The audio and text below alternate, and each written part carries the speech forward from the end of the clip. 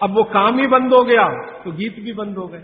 अब किसी भी मां को पूछो कि 20 साल पहले बच्चे के पैदा होने पे क्या क्या गीत गाए जाते थे, याद ही नहीं है।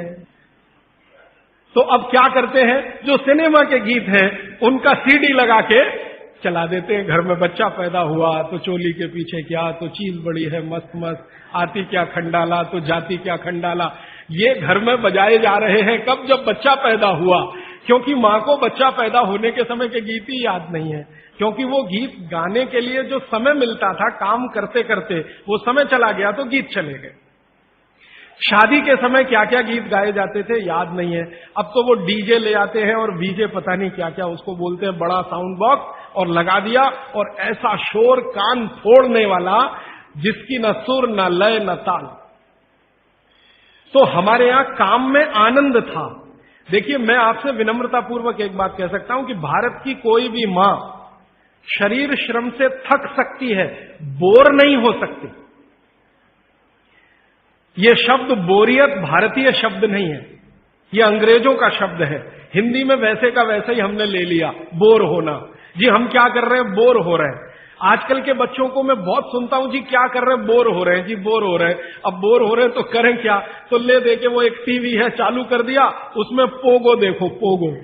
अब पोगो में क्या है, वो और ज्यादा बोर हो जाओ तो पोगो की जगह कोई दूसरा देखो, लोगो, या तीसरा देखो। वो सब आपको बोरियत में ही ले जाएंगे। क्यों? क्योंकि इसमें इंटरेक्शन कुछ नहीं है, सब कुछ वन साइडेड है। और गीत गाने में इंटरेक्टिव है, ये एक साइड नहीं है, ये मल्टी साइडेड है। तो हमारी माताएं गीत गाती थी, हर समय के लिए गीत बने हैं। पापड़ बना रही हैं, बड़ी बना रही हैं, उस समय के गीत अलग है। मसाला पीस रही हैं, उस समय के गीत अलग है। शादी के लिए मसाला पीस रहा है, उस समय के गीत अलग है। शादी के लिए पापड़ और बड़ी बन रही हैं, उस समय के गीत अलग है। ये गीत इकट्ठे आजकल मैं कर रहा हूं, हजारों की संख्या है गीतों की, लेकिन इनको लिपिबद्ध हम नहीं कर पाए, किताबें नहीं छपी, इनकी नोटबुक्स नहीं बनी, तो धीरे धीरे खत्म हो रहे हैं या तिरोहित हो रहे हैं। इन गीतों में जो सुर है, जो लय है, जो ताल है, वो हर मां के लिए आसान है। हर मां उस सुर और लय और ताल में गा सकती है। आवाज का पिच ऊपर नीचे हो सकता है, लेकिन सुर लय ताल वो सबको एक जैसा है, मालूम है। उत्तर से दक्षिण, पूरब से पश्चिम। धान की पौधे लगा रहे हैं तो अलग गीत है, धान काट रहे हैं तो अलग गीत है, धान को घर ले जा रहे हैं तो अलग गीत है। हमारे यहां हर काम के साथ गीत और संगीत है, क्योंकि बोरियत ना आए। और आज जो आधुनिकता में से निकला है, मॉडर्निज्म में से निकला है, इसने सब कुछ खत्म कर दिया तो बोरियत ही आएगी। समय आपका ले लिया तो बोरियत आएगी। तो भागवत जी कहते हैं कि आपका जीवन, ये अब उनका 5वां सूत्र है, आपका जीवन जहां आप रहते हैं, जहां आप रहते हैं, माने आप मद्रास में रहते हैं तो यहां की जो आबो हवा है, जो यहां की तासीर है, उसके हिसाब से चलना चाहिए। राजस्थान में रहते हैं तो वहां की आबो हवा तासीर से चलना चाहिए। तो हर आबो हवा और तासीर में खास तरह के गीत, खास तरह का संगीत, खास तरह का श्रम, ये हजारों साल पहले बना और विकसित हुआ है। ये वापस आएगा, मुझे इसके बारे में थोड़ी शंका होती है, लेकिन हम प्रयास करेंगे तो जरूर वापस आ सकता है।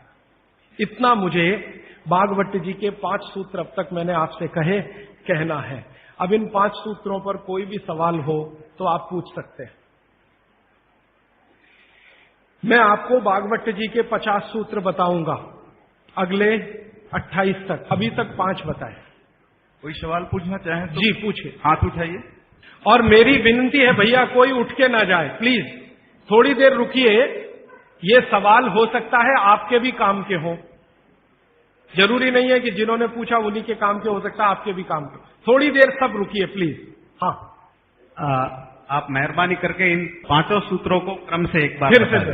हाँ, अगर कागज पेन है तो लिख लीजिए, कॉपी है तो लिख लीजिए, डायरी है तो लिख लीजिए। और मैंने आपसे कल भी कहा था, आज फिर कह रहा हूं कि नहीं लिख पाए तो भी चिंता मत करिए, ये सब सूत्रों की पुस्तकें भरपूर मात्रा में आ गई हैं। एक भाई कौन लेके आए, उनका मैं धन्यवाद देना चाहता हूं। ट्रांसपोर्ट में जाके अंजनी कुमार जी हैं, हाँ, बहुत धन्यवाद आपका। ये अंजनी भाई, हमने कई पुस्तकें ट्रांसपोर्ट से भेजी थी, वो आ गई हैं, यहाँ पीछे है भरपूर मात्रा में। ये सब सूत्र उनमें विस्तार से है, मैं तो शॉर्ट में बता रहा हूं, आप वो भी ले जा सकते हैं। बाहर आज स्टॉल पर भरपूर पुस्तकें। हाँ, 5 सूत्र फिर से बताता हूं। सबसे पहला सूत्र जो मैंने कल कहा था कि भोजन को बनाते और पकाते समय सूर्य का प्रकाश और पवन का स्पर्श ना मिले तो वो भोजन नहीं करना। अब सूर्य के प्रकाश और पवन के स्पर्श का लंबा विश्लेषण मैंने कर दिया था कि आप प्रेशर कुकर का खाना नहीं खाना, माइक्रोवेव का खाना नहीं खाना, रेफ्रिजरेटर का खाना नहीं खाना। ये दूसरा जो सूत्र था भागवत जी का कि खाना पकने के 48 मिनट के अंदर खाना पकने के 48 मिनट के अंदर खा लेना, बचना नहीं चाहिए। दूसरा सूत्र वो मैंने विस्तार से समझा। तीसरा सूत्र था कि खाना बनाने का जो सामान है, जैसे गेहूं का आटा, चने का आटा, दाल का आटा, या तो बाजरी, मक्की वगैरह वगैरह, तो गेहूं 15 दिन क्या माने गेहूं का आटा 15 दिन पुराना तक खा सकते हैं। और ये जो मोटे अनाज कहे जाते हैं, ज्वारी है, बाजरी है, मक्की है, ये 7 दिन पुराने से ज्यादा ना हो। मतलब यह है कि घर में 15 दिन से पुराना आटा नहीं रखना, सीधा सा सूत्र है। हर 15 दिन पे नया आटा आता रहना चाहिए। उतना ही आटा पिसवाइए ना जितना जरूरत है। आप चक्की लाते हैं तो बहुत अच्छा, नहीं लाते तो भी चक्की पर जो आटा पिसवा कर ला रहे हैं वो 15 दिन से ज्यादा पुराना ना, ऐसा आप अपने घर में नियम बनाएं। तो ये तीसरा सूत्र है। चौथा सूत्र है भागवत जी का जो मैंने आपको समझाया कि आप अपने शरीर श्रम को 60 साल की उम्र तक कम मत करिए। मतलब यह है, उन्होंने एक उम्र बनाई है, बच्चा जब पैदा हुआ और 18 साल तक उनका एक कैटेगरी है, 18 साल से लेकर 60 साल उनकी दूसरी कैटेगरी है, और 60 साल के बाद 100-125 साल उनकी तीसरी कैटेगरी है।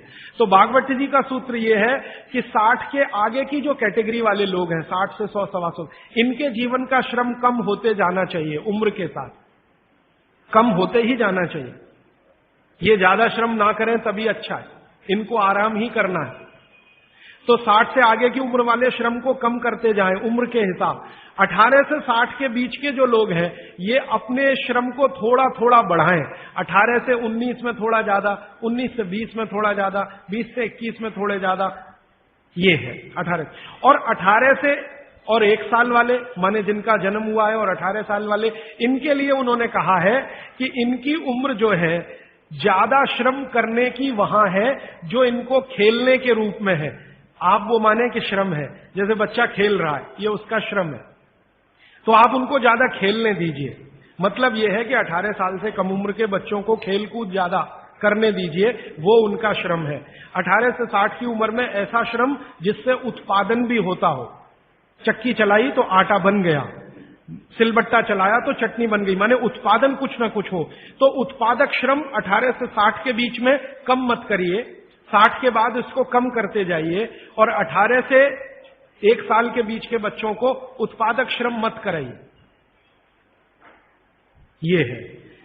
और आखिरी सूत्र, माने आज के हिसाब से आखिरी सूत्र, कि आप अपने जीवन में तासीर का ध्यान रखिए, आबो हवा का ध्यान रखिए, वातावरण का ध्यान रखिए जहां आप रह रहे हैं। माने भौगोलिक परिस्थिति, एक शब्द में मैं अगर कहूं तो ज्योग्राफिकल कंडीशंस। तो आपकी जो आबो हवा है इसका ध्यान रखिए। इसका ध्यान कैसे रखना, मैंने आपसे उदाहरण के लिए में कहा था कि भारत गर्म देश है और कनाडा ठंडा देश है। गर्म देश के लोगों में हमेशा वात की प्रबलता रहती है, शरीर का दोष है, अब उसको क्या करेंगे। वात की प्रबलता रहे ही, पित्त और कफ आपका हमेशा कम रहेगा। इसलिए भारत के लोगों को वात के रोग सबसे ज्यादा हैं। भागवत जी कहते हैं कि भारत के लोगों को लगभग 70 से 75% रोग वात के हैं, 12 से 13% रोग पित्त के हैं, और 10% रोग कफ के हैं। कफ के रोग हमारे यहां सबसे कम है, पित्त के थोड़े ज्यादा, वात के सबसे ज्यादा, क्योंकि हम गर्म जगह रहते हैं। तो आप ध्यान रखिए कि गर्म जगह में ऐसे काम मत करिए जिससे वात बढ़े। जैसे मैं आपको एक उदाहरण दूं, माफ करिएगा ये उदाहरण देते हुए, आप दौड़ लगाते हैं, रनिंग, इसमें वात सबसे ज्यादा बढ़ता है। हमारे यहां आजकल एक फैशन आया, मॉर्निंग में दौड़ो। दौड़ना नहीं है, चलना है। चलने और दौड़ने में अंतर आप समझते हैं। दौड़ने में ऊर्जा बहुत शरीर की, गर्मी बहुत शरीर की बढ़ेगी और वात को बढ़ाएगी। वात बढ़ेगा तो ये घुटने बहुत जल्दी आपके थकेंगे। आप देख लो, जितने हिंदुस्तान के रनर है ना, रनर 100 मीटर दौड़ने वाले, 200 मीटर, 35 साल के बाद किसी के घुटने काम नहीं करते, सब बैठ गए। मिल्खा सिंह को मैं मिला हूं, वो कहते हैं यार उस समय जो मैं दौड़ गया ना, अब पता चल रहा है कि उसका क्या असर है। परमानेंट डैमेज हो गए हैं दोनों नी जॉइंट मिल्खा सिंह के। तो भारत दौड़ने वाला देश नहीं है। माने सुबह आप जाओ तो मॉर्निंग वॉक के लिए जाओ, रनिंग के लिए मत जाओ। जाओगे तो बात बढ़ेगा, बात बढ़ेगा तो तकलीफ है। तो बागवती जी बहुत गहरी बात कह रहे हैं। जहां रहते हो वहां की आबो हवा और तासीर को ध्यान में रखो। हमारी आबो हवा गर्म है, गर्म हवा में बात बढ़ता है, ये याद रखो। तो बात बढ़े ऐसा कोई काम मत करो। और यूरोप वालों के यहां क्या है, कफ बहुत बढ़ता है क्योंकि ठंड है, ठंड में हमेशा कफ बढ़ता है। तो ठंडी लोग हैं, ठंडे देश है, ठंडा आबो हवा है, तो कफ बहुत बढ़ेगा। तो वो उसका ध्यान रखें जो कनाडा में रहते हैं, अमेरिका में रहते हैं, कि कफ मत बढ़ने दो। अब बात ना बढ़े हमारा, कफ ना बढ़े यूरोप और अमेरिका वालों का, तो सारी दुनिया निरोगी। पित्त जो है वो सम में वैसे भी रहता है, पित्त जो है ज्यादातर सम में ही रहता है। तो ये 5वां सूत्र है। तो ये 5 सूत्र मैंने फिर से आपको बता दिए। राजीव जी, आपके प्रथम सूत्र के अनुसार सोलार कुकर कितना उपयोगी है? हाँ, बहुत अच्छा सवाल है, मैं इंतजार कर रहा था कोई पूछे। देखिए, मेरे प्रथम सूत्र के अनुसार सोलर कुकर सबसे ज्यादा उपयोगी है, क्योंकि भगवान भागवत जी क्या कह रहे हैं, सूर्य का प्रकाश, पवन का स्पर्श। अब सोलर कुकर एक ऐसी अद्भुत चीज बनी है या बनाई गई है जिसमें सूर्य का प्रकाश सबसे ज्यादा। तो सोलर कुकर का खाना बहुत अच्छा। लेकिन कौन सा सोलर कुकर? देखिए, एक सोलर कुकर ऐसा आता है जिसमें डब्बे को बंद करके खाना बनाने के लिए रखते हैं ना, वो सब एल्यूमिनियम के डब्बे हैं, वो ध्यान रखिएगा। आपने देखा ना सोलर कुकर में वो डब्बे बंद करके हम रख, वो सब एल्यूमिनियम। और कल मैं कह चुका हूं इस बात को कि एल्यूमिनियम दुनिया का सबसे खराब मेटल है जिसमें खाना नहीं रख सकते। तो solar cooker as a technology अच्छी है, लेकिन उसके वेसल्स चेंज करें तो। एल्यूमिनियम के वेसल जब तक है तब तक ये सोलर कुकर का खाना जहर है। लेकिन सिद्धांत रूप में सोलर कुकर भारत के हिसाब से सबसे अच्छी टेक्नोलॉजी है। तो आप बोलेंगे फिर कोई वेसल बदल के उसमें रखिए, पीतल के रखिए, कांसे के रखिए। तो वो ये कहते हैं सोलर कुकर बनाने वाले के टाइम ज्यादा लगता है। मैं उनसे कहता हूं टाइम का बचाने का चक्कर छोड़ दीजिए, क्योंकि यहां टाइम बचाएंगे तो दूसरी जगह जाएगा, हॉस्पिटल में। तो जैसे ही सोलर कुकर में वेसल आ जाए पीतल के, कांसे के, आप उनका जरूर इस्तेमाल करिए। वो विज्ञान के हिसाब से, भागवत के हिसाब से सबसे उत्तम है। जब तक एल्यूमिनियम है तब तक मत करिए।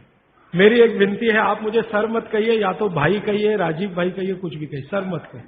सारे नए इनोवेशन से आपने हाँ, बोला। हाँ। तो आपने रेफ्रिजरेटर के बारे में बोला, माइक्रो ओवन के बारे में बोला, पर आपने एयर कंडीशनर के बारे में नहीं बोला, because even that gives CFC, उसमें भी सीएफसी छोड़ते हैं। वो मैं अभी पूरा नहीं हुआ, कल और परसों। और परफ्यूम बोलूंगा कल परसों, अभी 28 तक ये विषय आएगा। भागवत का सूत्र आएगा, उसके रेफरेंस में मैं बोलूंगा। आदरणीय राजीव भाई, आपके दूसरे सूत्र के हिसाब से 48 मिनट में खाना खा लेना चाहिए, पर जो बच्चे स्कूल सुबह चले जाते हैं और शाम को घर आते हैं, उनका हम क्या बहुत करें? अच्छा, उसके लिए मैं एक विकल्प बताता हूं। जो बच्चे आपके सुबह सुबह स्कूल चले जाते हैं, उनके लिए ये सूत्र कैसे अप्लाई होगा। मेरी विनती है कि बच्चों को खाना खिला के स्कूल भेजिए। आप बोलेंगे जी खाते नहीं है, मैं आपको इसका तरीका बता देता हूं कैसे खाएंगे वो खाना। हमारे शरीर की अपनी एक साइकिल है, और वो साइकिल ये है कि कोई भी खाना खाएं तो उसके 8 घंटे के बाद ही भूख लगेगी आपको। ये शरीर का अपना नियम है।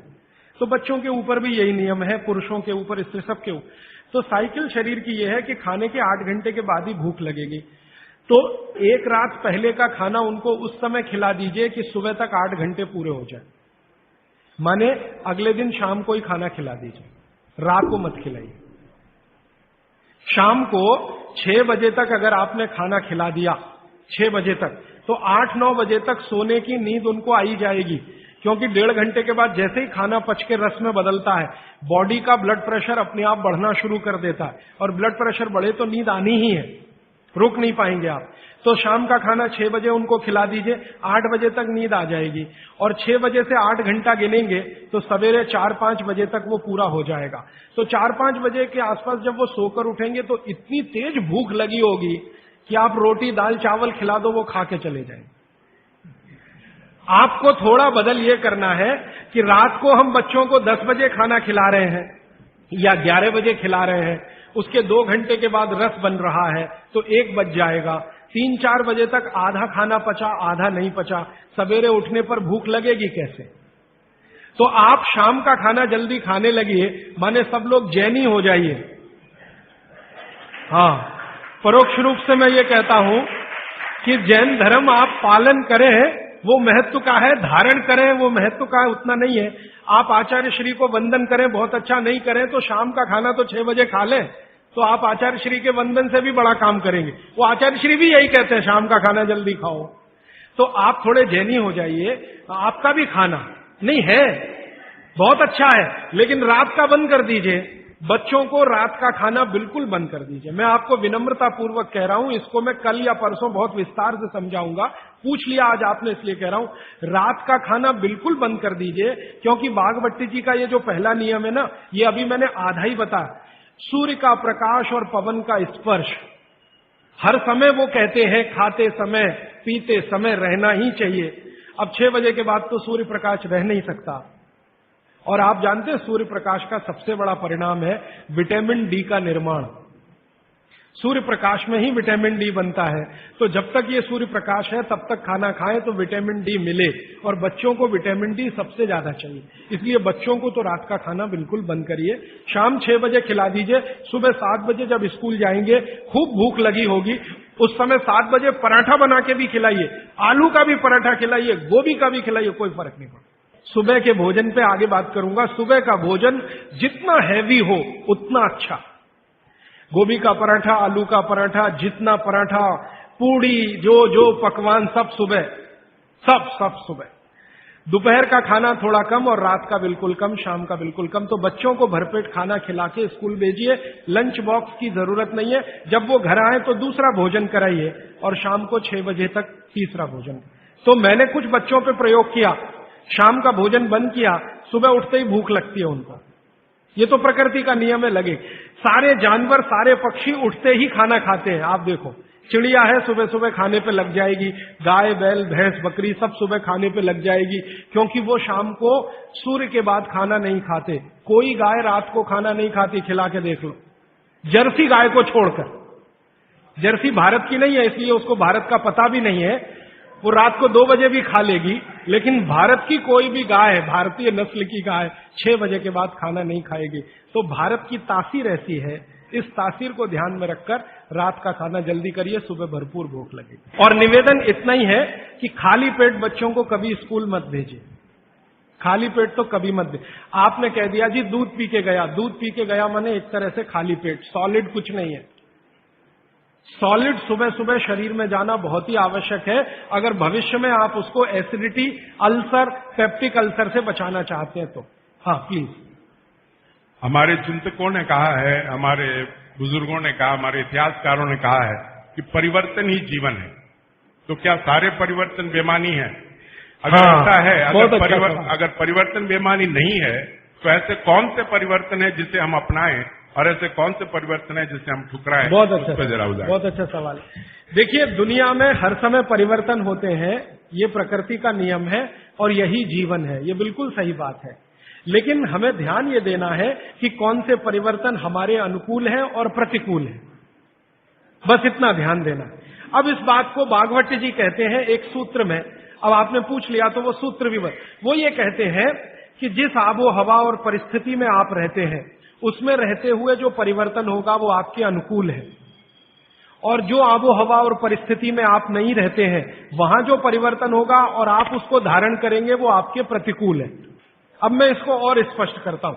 यूरोप और अमेरिका में पिछले 100 साल में जितनी रिसर्च हुई वो उनके लिए बहुत अनुकूल है, उनके लिए। रेफ्रिजरेटर यूरोपियन लोगों के लिए बहुत काम की चीज है। जब मैं ये भाषण जर्मनी में दूंगा तो उल्टा ही बताऊंगा उनको। मैं कहूंगा जरूर रेफ्रिजरेटर लाओ, माइक्रोवेव ओवन भी रखो। उनके लिए बहुत अनुकूल है क्योंकि उनकी कंडीशन में वो परिवर्तन हुआ है। हमारी कंडीशन में जो हम परिवर्तन करेंगे वो हमारे लिए अनुकूल होगा। अब जैसे मैं आपको उदाहरण दूं, चक्की है, चक्की, तो चक्की में एक परिवर्तन आज हुआ है, पहले वो नहीं था, आज हुआ है। हमने चक्की में बियरिंग लगा दिया है। पहले चक्की में बियरिंग नहीं होता था, खाली वो एक ऐसा लोहे का वो डंडी होता था और उसके चारों तरफ हम उसको चाक को घुमाते थे, बीच में लकड़ी का एक उसमें वो लगाते थे। वो लकड़ी का हमने निकाल के उसमें बियरिंग लगा दिया। ये भी परिवर्तन हुआ, ये हमारे अनुकूल बैठता है क्योंकि बियरिंग लगने के बाद उसका जो फ्रिक्शन है वो कम हुआ, और फ्रिक्शन कम हुआ तो हम कम श्रम में ज्यादा उत्पादन ले सकते हैं। श्रम तो हो ही रहा है, लेकिन जितने श्रम में हम पहले 1 किलो आटा लेते थे उतने ही श्रम में अब 3 किलो आटा मिल रहा है। ये भी परिवर्तन है, लेकिन ये हमारे अनुकूल है। इसी तरह से और एक उदाहरण दूं, हमारे कुछ कार्यकर्ता हैं पूना में, उन्होंने बैलगाड़ी के पहिए में भी बियरिंग लगा दिया। परिवर्तन यहां भी हुआ, नई बैलगाड़ी बनी, उसमें बियरिंग का पहिया है। अब उसका क्या हुआ कि बैल को खींचने में मदद हो गई। पहले बैल 1 टन अनाज लेके जाता था, अब बियरिंग लगी हुई बैलगाड़ी में वही बैल 3 टन लेके जाता है और बिना थके हुए। तो ये भी परिवर्तन है। तो परिवर्तन हमारे आबोहवा ने पर्यावरण और हमारी प्रकृति के अनुकूल है तो हमारे लिए बहुत अच्छा है, और दूसरों के आबोहवा और प्रकृति के अनुकूल जो परिवर्तन है वो आपको उतना अच्छा नहीं है। ये है कहने का मतलब। ठीक है जी, एक बच्चा पूछ रहा है। हाँ पूछो। इलेक्ट्रिक गैस को यूज करना कि नहीं? इलेक्ट्रिक गैस ज्यादा अच्छा नहीं है, लेकिन मजबूरी हो तो ठीक है। अगर आपके पास उसका कोई विकल्प नहीं है तो जरूर इस्तेमाल कर लीजिए, लेकिन अगर विकल्प है, भारत में तो है, ये मैं जानता हूं, इसलिए ज्यादा अच्छा नहीं है। जी, आबो हवा से जुड़ा हुआ एक सवाल है। जैसे राजस्थान में गेहूं की बहुतायत होती है और यहाँ पे चावल की होती है। हाँ। यहाँ पे चावल के खाने के आइटम ज्यादा हो, तो क्या ये सही होगा कि यहाँ चावल का, हम खाने में चावल का उपयोग ज्यादा करें? बिल्कुल सही होगा। आप इस समय चेन्नई में रहते हैं, तमिलनाडु और पूरा एरिया चावल के लिए मशहूर है, तो आप चावल ही ज्यादा खाइए। और इसको ज्यादा आगे बात गहरी बता देता हूं। यहाँ की जो मिट्टी है, तमिलनाडु की खेतों की मिट्टी और राजस्थान की जो मिट्टी है, उसमें जमीन आसमान का अंतर है। यहाँ की मिट्टी आप अगर देखोगे तो वो ऐसी है जो पानी को ज्यादा देर पकड़ के रखेगी, और राजस्थान की मिट्टी रेतीली है जिसमें पानी टिकेगा नहीं। ये भगवान ने अच्छे से बनाया है। राजस्थान के लोग जहां रहते हैं, जिस तापमान में रहते हैं, जिस आबो हवा में रहते हैं, उनको शरीर में कुछ ऐसे केमिकल ज्यादा चाहिए, तो वो उस मिट्टी में ही है जो रेतीली है। आप जहां रहते हैं, यहाँ की आबो हवा तापमान राजस्थान से भिन्न है, ह्यूमिडिटी ज्यादा है, तो आपको वो केमिकल नहीं चाहिए, तो भगवान ने ऐसी मिट्टी बनाई। तो यहाँ की मिट्टी से जो चावल पैदा हो रहा है वो आप ज्यादा ही खाइए। गेहूं राजस्थान से लाकर खाने की कोशिश मत करिए। माने आप अगर ये कोशिश करेंगे तो तकलीफ आपको आने वाली है। इसलिए आबो हवा का ध्यान रखिए। चावल के प्रिपरेशन यहाँ ज्यादा है, वो आप ज्यादा खाइए। अब समस्या आपके साथ ये है कि आप राजस्थान से आ तो गए, राजस्थान छूटा नहीं आपसे, वो छूटता नहीं है। समस्या वहां आती। हम बिहार से आ गए तो सिर्फ स्थान परिवर्तन हुआ, मन परिवर्तन नहीं हुआ। मन अभी भी है राजस्थान में। माने मैं इसको ऐसे कहना चाहता हूं कि अनुकूल परिस्थिति हो गई तो आप वापस राजस्थान चले ही जाएंगे, क्योंकि मन नहीं छूटा। आपका मन नहीं छूटा है, इसलिए आपका स्वाद भी नहीं छूटा। ये सब मन का खेल है। मन से सारे स्वाद और वो सब जुड़े। मन नहीं छूटा तो स्वाद नहीं छूटा। तो आप फिर गेहूं मंगवाते हैं और उसको रोटी बना के खाते हैं, वो स्वाद के लिए तो ठीक है। पौष्टिकता के हिसाब से आपके लिए चावल ज्यादा ठीक है। तो शायद आपने एक बैलेंस बना लिया है कि रोटी भी खाते हैं, चावल भी खाते हैं। यही है ना? तो इसी को चलने दीजिए। मैं आपका मन छुड़ाना नहीं चाहता, क्योंकि मैं नहीं चाहता कि आप परमानेंट यहां रहें। एक दिन राजस्थान तमिलनाडु से अच्छा हो जाए तो आप चले जाएं, ये मैं चाहता हूं। तो मेरे लिए वो स्वदेशी के लिए अच्छा है। तो आप मन को और स्वास्थ्य को बैलेंस कर लीजिए। बैलेंस इसमें यह है कि 2-3 रोटी खा लीजिए और थोड़ा चावल खा लीजिए, ऐसा कुछ कर लीजिए। थोड़ा इडली खा लीजिए और थोड़ा हलवा खा लीजिए। हलवा इडली के साथ जरूर खा लीजिए बैलेंस के लिए। थोड़ा डोसा खा रहे हैं तो थोड़ा बाजरी का रोटी का एक आध टुकड़ा या आधा बाजरी की रोटी का, ये मैं बताऊंगा आपको आने वाले समय में किसके साथ क्या खाएं और आपका बैलेंस बना रहे, टिका रहे। लेकिन इसको ध्यान में रखिए कि आप स्वास्थ्य के लिए थोड़ा, क्योंकि मन भी अगर आपका बहुत दुखी हुआ तो स्वास्थ्य खराब होगा ही, ये भी मैं बता। रोटी नहीं मिलेगी तो मन खराब होगा तो उसका असर शरीर पे आएगा, इसलिए मन और स्वास्थ्य को बैलेंस करिए। जी आखिरी सवाल। हाँ राजीव भैया, ये जो आपने बोला कि एल्यूमिनियम खाने के हिसाब से बहुत गंदी चीज है, तो आज जो भी खाना पैक हो रहा है वो एल्यूमिनियम फाइल या वो जो भी चीज है वो उसमें अंदर यूज आ रहा है, मतलब जो साइंटिफिक के हिसाब से जो भी अभी जो पैकिंग वगैरह हो रहा है उसमें एल्यूमिनियम पे ज्यादा जोर देता है कि भाई एल्यूमिनियम में पैक है, आपका फ्रेशनेस रहेगा, इसके ऊपर थोड़ा बहुत बोलिए। मेरा आपको एक ही विनंती है, क्योंकि ये मैं करके देख लिया है कि एल्यूमिनियम फॉइल में जो आप खाना पैक करते हैं ले जाने के लिए रास्ते में, ये बहुत ही खराब है, अच्छा नहीं है। तो आप बोलेंगे जी किस में पैक करें? खाना कपड़े में पैक करना सबसे अच्छा है। कपड़ा, सूती कपड़ा होता है ना, पतला, एकदम पतला, उसमें जो रोटी बांध के आप रखें वो दुनिया का सबसे अच्छा पैकिंग है, वो विज्ञान के हिसाब से बहुत अच्छा है। पतले सूती कपड़े में रोटी बांधकर रखना सबसे अच्छी पैकिंग है।